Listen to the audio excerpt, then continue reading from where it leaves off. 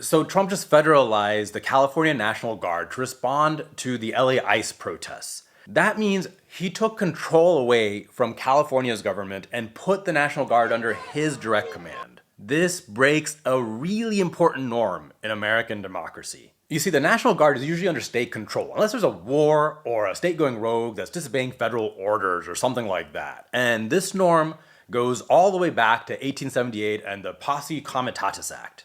Congress passed that law because Congress didn't want the president to be able to use the military as his own personal force.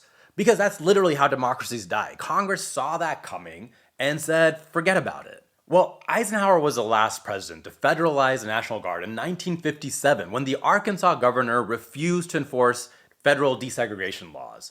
And he used it at that time to enforce civil rights, not to crush them. Now we've got a president using troops against civilians and with no accountability. And it's not the first step either. Remember 2020? During the BLM protests, the president's people were sending federal agents in these unmarked vans with no badges, and they were just grabbing protesters off the streets in Portland. So that was a test. And this is the next move, because even in 2020, Trump was pushing for martial law and his own generals had to talk him out of it. This is not alarmism, that's on the record.